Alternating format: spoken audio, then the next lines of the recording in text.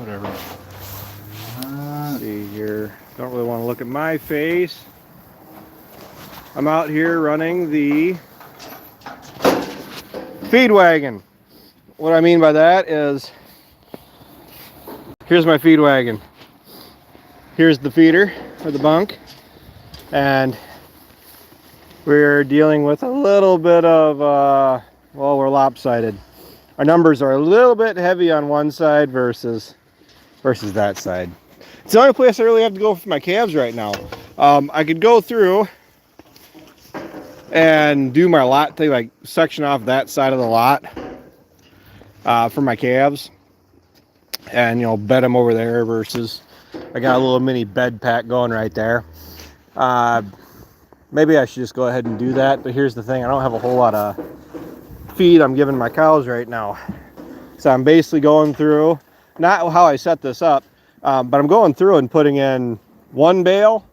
So I come down here to this pile and I'll set the bale down like just straight away, and then I'll actually pick it up and break off the layers of it and then push the layers of the bale over to my cows. And what I'm doing with my feed wagon here, this guy, I'm just going through and pushing the hay grass up for my cows. And as you can see, they are not amused. The feeders still got feed in them yet. They're not really due to get much or any more bales until the day after tomorrow, which will probably be Saturday morning right away. For being December, hi everybody. Hi Renee. Hey Renee, does Charlie want a little brother, a big brother? Because I have a direct sibling to Charlie in the barn. Got two actually. It is great. This side is nice and solid, which is good because, I got everybody pushing on it right now. But then you come over here. Oh, yeah, now it's solid. Or you grab this guy. Oh, now it's solid. What the heck? I'm not complaining. I mean, the things you're not supposed to be able to move them. But see, shouldn't be able to do that. And that, I'm not taking credit for. Reason being, the lags. Watch out, dudes. Get out of the way. They're pushing on my gate. See, I messed up here. Yeah, I don't know what's the best way to get a hold of me. I don't remember what Charlie was, but honestly, just for the sake of old times' sake and everything, I'd like the guys to actually get another sibling for Charlie, because it's probably the last one, last chance you'll have. So everybody looks good. Hopefully everybody's bred. They're irking me off right there because I meant, which this might keep me from doing it, I meant to put a different gate here, a head gate, so they could actually reach through this end, but I just got tied up on time and everything else. But the thing is, it's going to keep me from wanting to do that, is when they're eating here, they're actually prying out my gate. It's straight now, probably because it's brand new, but I don't want them bending or blowing out that gate. That's really going to annoy me. So all I need to do is bring the skid steer in and shove this stuff back. Yeah, you can message me on Instagram. I'll keep an eye out on it. Good evening, Scotland. 22:48 p.m. there, so 11 o'clock. I understand what time you're doing.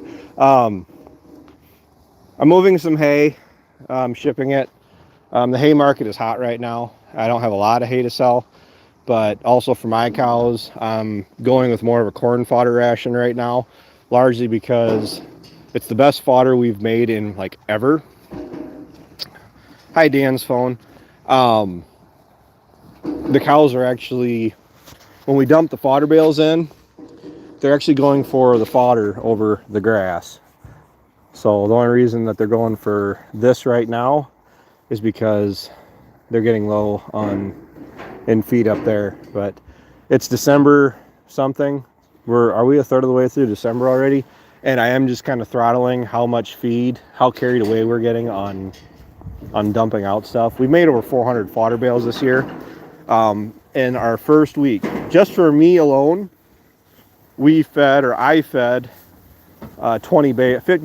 16 bales in the first 6 days that I started feeding. Part of that is putting down bedding, because you gotta get, an under a layer there. Then once you actually get your pile going, but this needs to be scraped up here sooner than later. Getting the mud accumulation, but these guys were laying on old grass. This stuff, some of that sketchy stuff, and really beautiful. My calves actually look really nice, but when they were laying on that grass, it didn't keep them as clean as I wanted them to. So as soon as I had some fodder bales to put in, bedded them down really good right away, and they are staying clean. But this is, I have to get my thing back. You see this, the problem is I got a pile of a little bit of everything right here, because I still have some of that. I put one of those bales in that were tough. The cows really didn't want to eat them, and this is what's left of it right here, and that's a problem, because the pile just keeps accumulating. When it's up to actual capacity, which I haven't done it yet, but I think I can put like 8 or 9 bales in here end to end. I'm not going to put them like up on end. My plan is to literally just take the net wrap off and then set them down so each end is like lengthwise. And I think it would look really neat if I could actually have both sides open.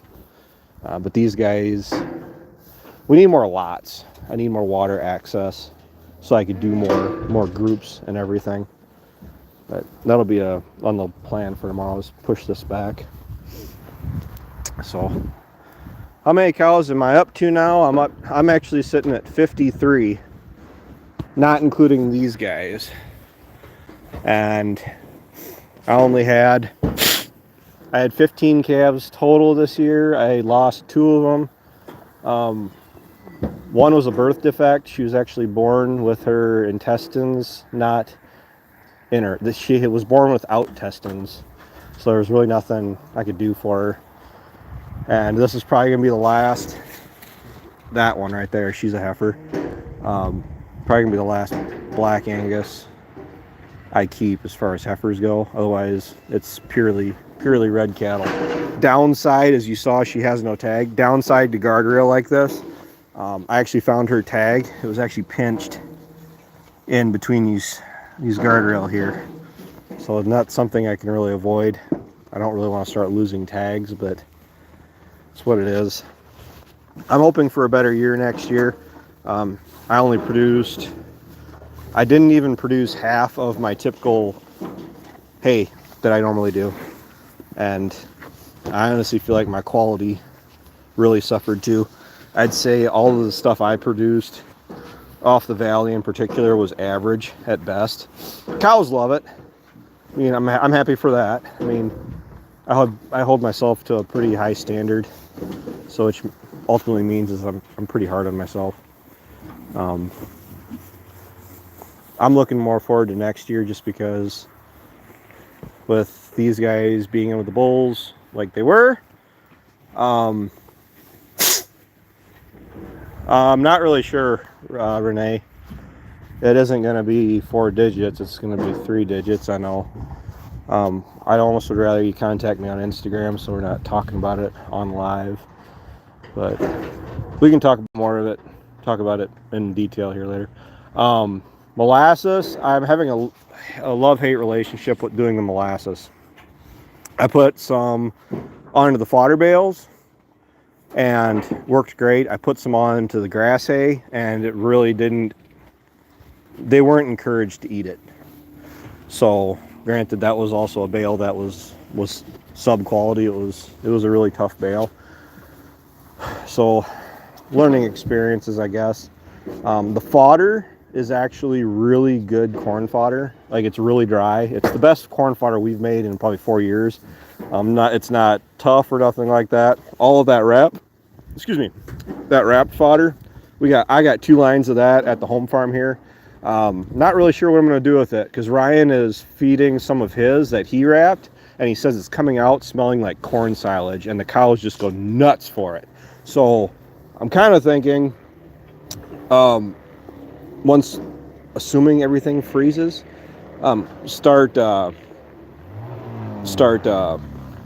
excuse me. Hey Wes, how's it going? Almost consider dumping one of those in to the bale feeders and let the cows chew on that, because they don't look bad. I mean, they're not round, hey babe, by any means, but for being put together like they were when I bought them this spring, I mean, I'd buy, what, 30 or 36? No, it was 30, 32. What did I can't remember how many I bought now. 30, give or take. Heifers, like you can see, she's a heifer. It's Grandpa's heifer right here.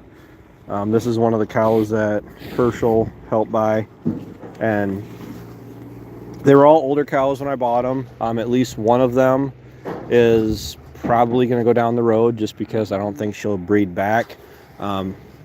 Really nice mama right there. I mean, she's an older cow. I really like the calves that she throws. But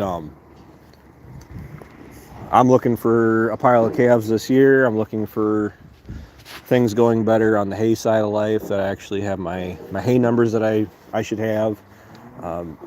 Didn't do really any tillage this fall, just because it's froze, and then it's too soft, and then it sounds like it's gonna rain potentially Saturday night, and then, you know, look at my face.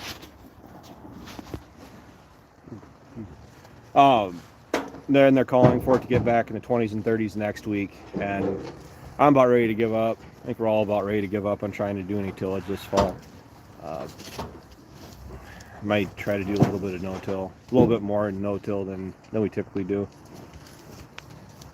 We are in a freeze, thaw, then heavy rain. Yeah, that's pretty much what we're seeing.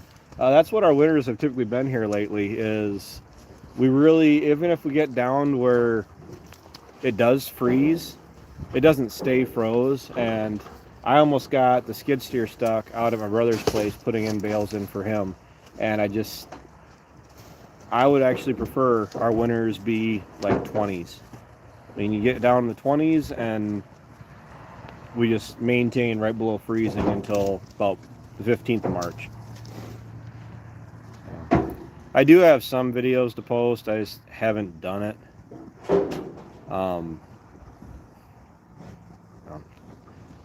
As far as the molasses goes, the cows are doing good enough with what they're getting without paying another XYZ dollars on top of each bale to get them to eat it. I mean, the biggest thing I would actually look for is just the protein content, just to make sure they're getting the energy that they may need. My calves, here, well, maybe not, turn around. See these tubs? These are actually 32% protein. We just put a new one in. That's what he's doing right now. And my calves are really loving those protein tubs. And let me be honest with you, I really didn't like how these calves looked when I weaned them off. And supplemental mineral, and kind of call these guys the trial run for next year, because if I have a pile of more calves around, I got to make sure that they are off and running once they hit the ground.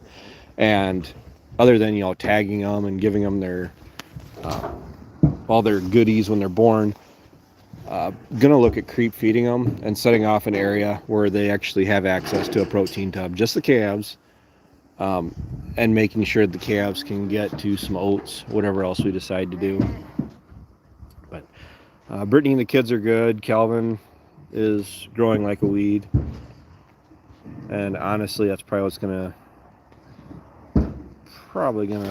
what shuts me down on my video here. It's a lot darker here than what the camera's showing.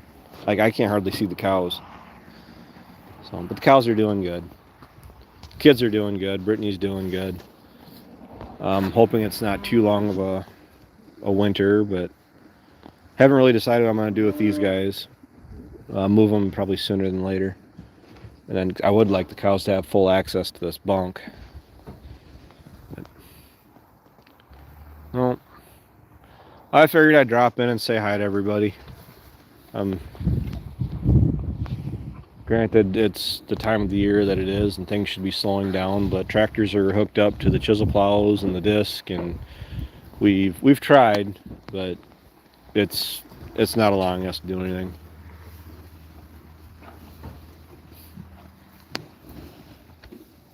I agree, Matt. The forecast isn't really, well, it's supposed to get cooler into next week, but as far as hoping that we're actually going to get cold enough where we're not fighting mud to take care of cattle, doesn't really look like it's going to happen for a little while. Hey, Calvin. But as far as the feed line bunk goes, or the feed bunk goes, this was worth the effort. I got a pasture or two or three or four that needs some attention, because I'm going to look at trying to move some cattle out to grass. If I can't gain access to grass for some of these guys, I'll put the cows and calves out and take some of the pressure off the home farm. Because once again, this year being a trial run, it's showing me what challenges I'm looking at if I have a poor year in hay production. So, and that's that. That's all I got for tonight, guys. There isn't any corn in the area, even in the wider area. I don't think there's much corn out anymore. We actually didn't have too much trouble getting ours out. Our issue is that it didn't really start to dry down until the first, going into the second week of November. So we actually took out the great majority of our corn in about 2.5 weeks. And I'm very grateful for that, because basically once we started, we just rolled right through. I mean, very grateful for that. I do have a couple rando videos. Honestly thinking about pulling the plug on this altogether as far as doing the online stuff.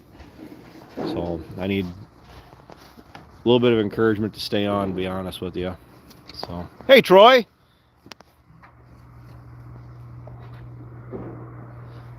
I'm sorry, I wasn't really watching the comments.